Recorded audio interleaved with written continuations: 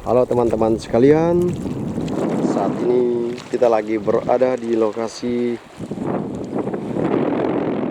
penembakan kawan di Kota Lagi.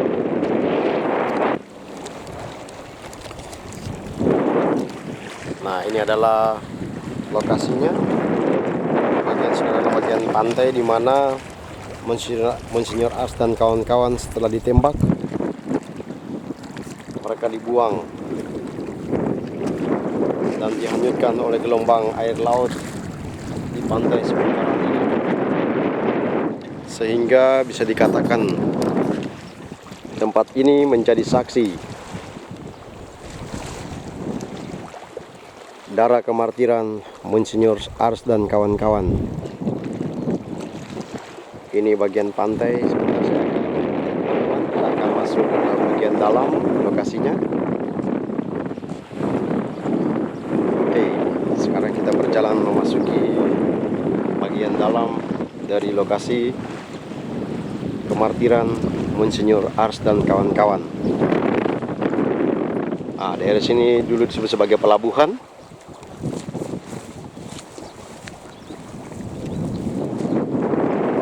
Ini jembatannya, ada 2 jembatan sebetulnya.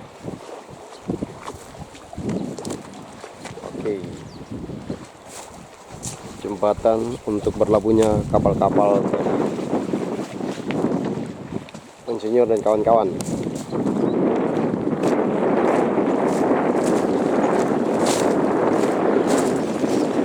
Oke, saya akan antar teman-teman kita lihat sejenak apa saja yang ada dalam tempat ini. Dari pantai sekarang kita sudah masuk ke dalam lokasinya. Nah, ini lokasinya. Oke.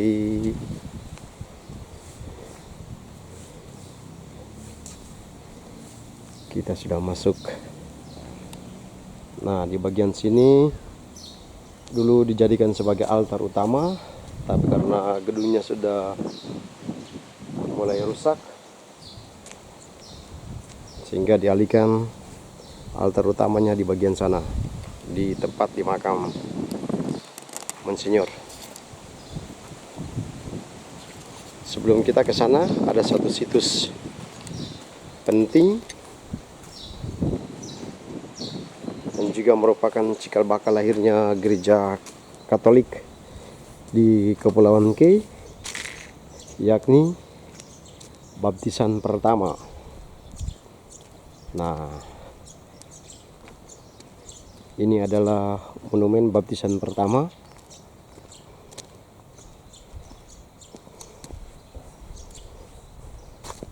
Kita mendekat untuk melihat secara lebih dekat. Inilah monumen baptisan pertama yang dilakukan oleh Pastor Kusters, dengan orang pertama dibaptis berasal dari Desa Langgur. Namanya adalah Maria Sakbau. Terjadi pada tanggal 13 Juli tahun 1889. Nah, ini yang merupakan cikal bakal lahirnya gereja Katolik di Kepulauan K. Nah, ini adalah monumen pentingnya.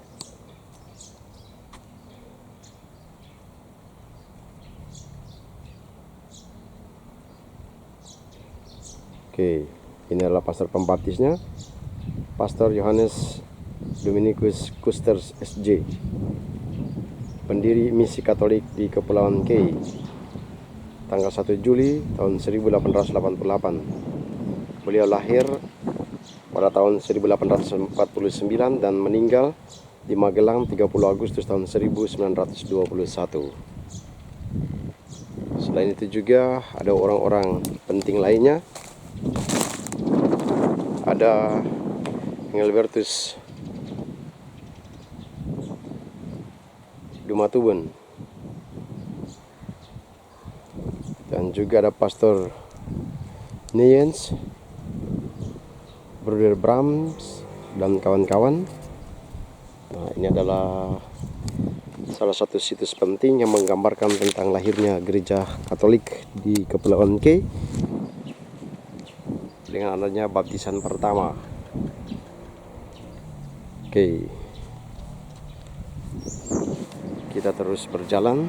Sekali lagi, ini adalah lokasi utamanya.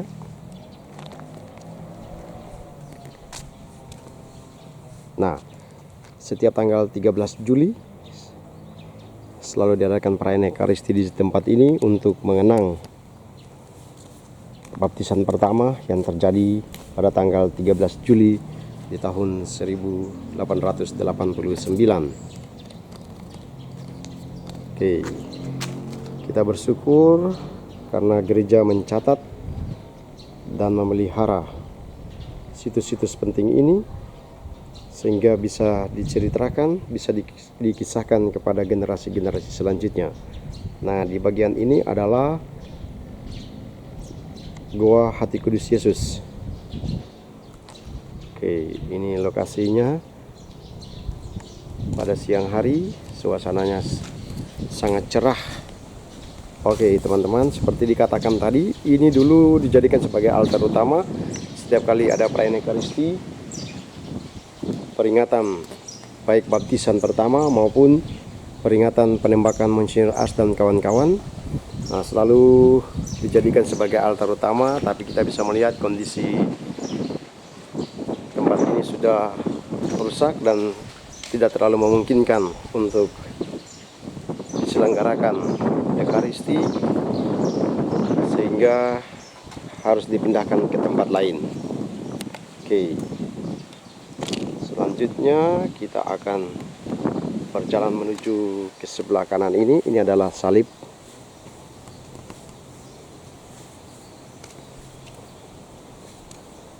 Oke, salib utama pada makam Monsinyur Johannes Ars dan kawan-kawan. Sekali lagi, lokasinya ada tepat di Desa Langgur yang sekarang merupakan pusat Kabupaten Maluku Tenggara. Oke, ini adalah salibnya. Kita ingat di tanggal 30 Juli ketika Monsinyur Ars dan kawan-kawan, ketika mereka ditembak mati oleh tentara Jepang, mereka meneriakan secara serentak, untuk Kristus Raja kita jadilah.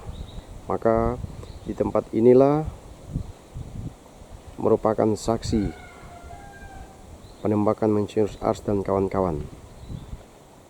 Nah, di sebelah sana, oh ya, saya harus menjelaskan ini dulu.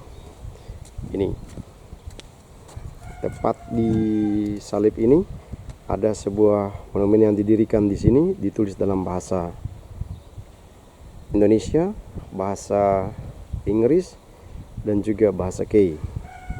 Nah, saya bacakan yang dalam bahasa Indonesia. Seperti anak domba yang dibawa ke pembantaian, terdapat dalam kitab Yesaya bab 53 ayat 7c. Lalu kemudian dilanjutkan dengan kalimat ini: di atas tanah tubur seblak, darah martir Evav, Monsinyur Ars, MSC dan kawan-kawan dicurahkan demi cinta kepada hati kudus Yesus dan umat di K atau umat di Evav.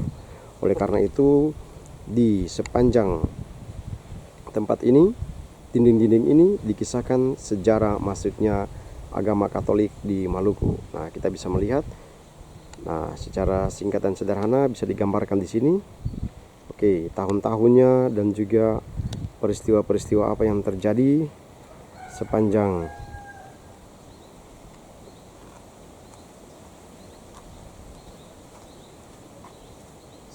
pelayanan dari Monsinyur Ars dan kawan-kawan yang melaksanakan misinya di Kepulauan K. Sekali lagi, dari tembok-tembok ini ada relief dan sehingga menggambarkan tentang sejarah masuknya gereja Katolik di Keuskupan Amboina.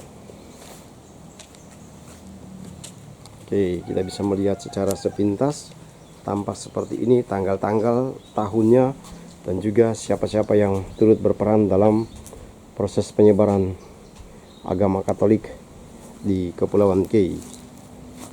Oke, sungguh luar biasa karena ada bukti sejarah yang bisa dikisahkan. Oke, lokasinya sangat rindang karena ditumbuhi pepohonan-pepohonan hijau.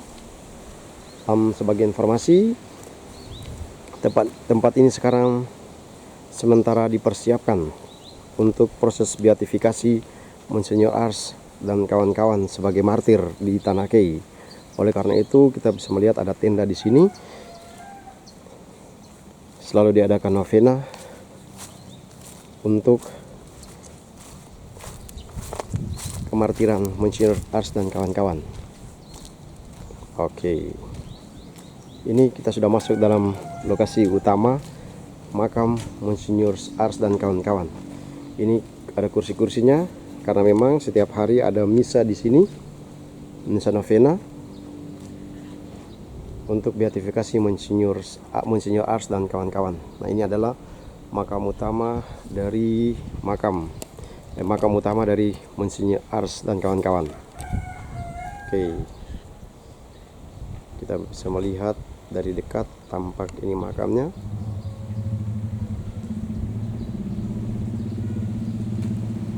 Oke. Keuskupan Amboina.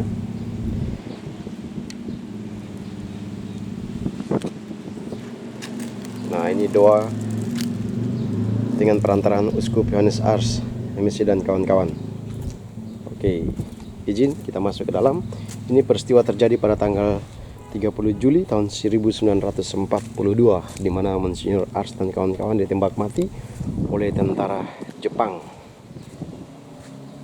Sekali lagi, kita sudah masuk dan bisa melihat secara langsung dan secara lebih dekat makam dari Monsinyur Ars dan kawan-kawan. Oke. Tampak seperti ini. Di sebelah sana ada patung Hati Kudus Yesus.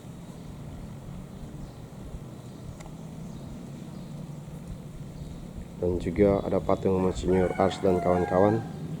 Monsinyur Ars dan juga di sebelahnya ada dituliskan nama-nama teman-teman dari Monsinyur Ars yang pada waktu itu tepat tanggal 30 Juli ditembak mati oleh tentara Jepang.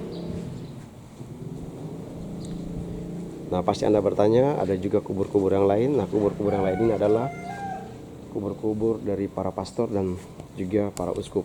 Nah, salah satunya adalah Monsinyur Eustace Hall. Ada bruder di sana dan juga ada beberapa pastor yang dimakamkan di tempat ini. Oke, ini makamnya. Setiap hari banyak orang datang berziarah dan berdoa di tempat ini. Oke. Sekali lagi, lokasinya berada di Kota Langgur.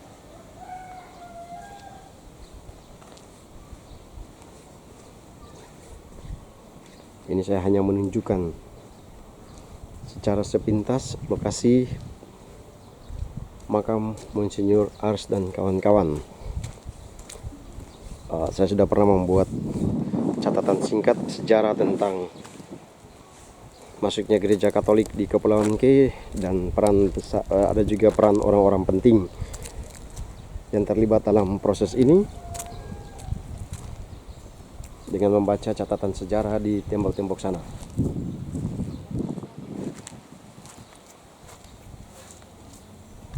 Taman Ziarah Monsinyur Ars dan kawan-kawan.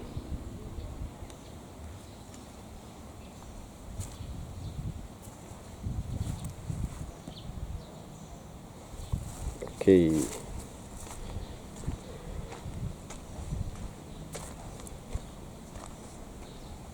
Suasananya sangat rindang, sangat sejuk karena banyak sekali pepohonan. Nah, setiap tanggal 30 Juli di tempat ini pasti akan dipenuhi dengan begitu banyak orang.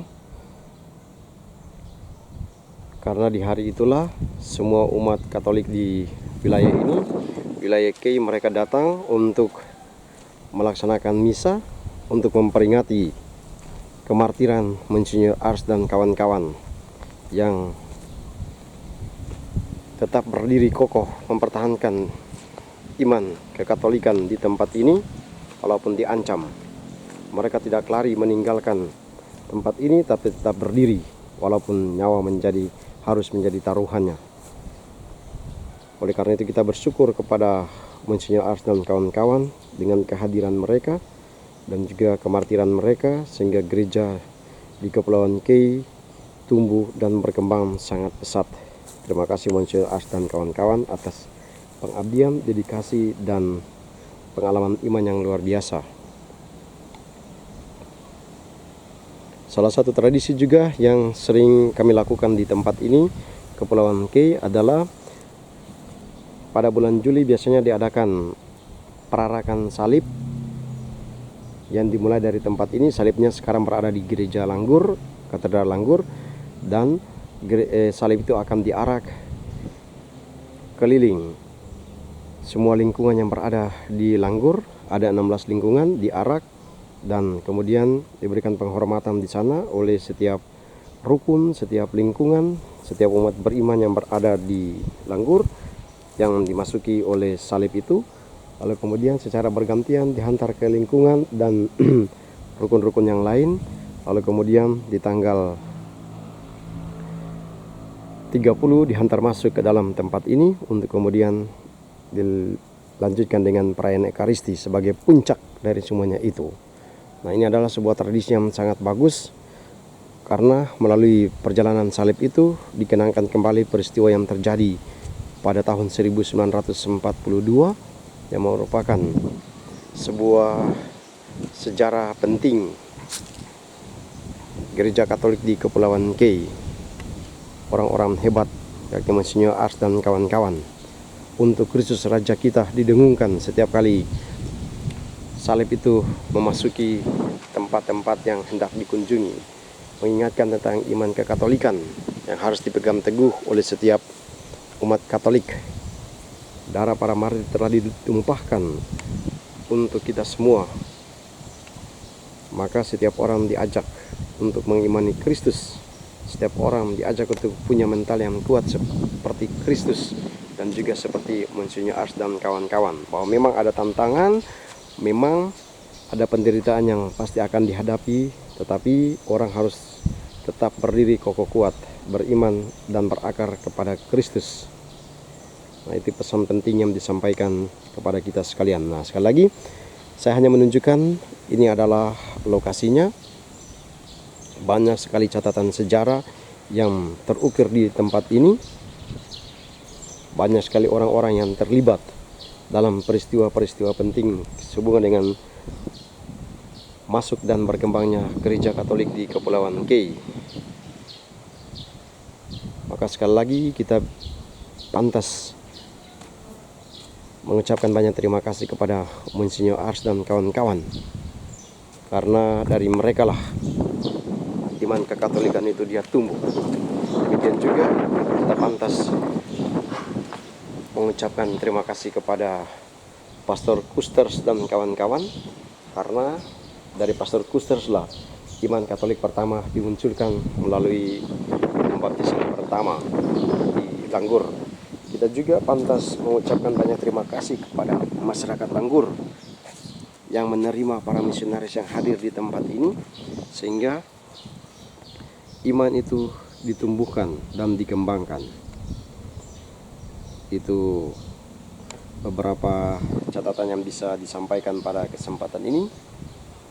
Semoga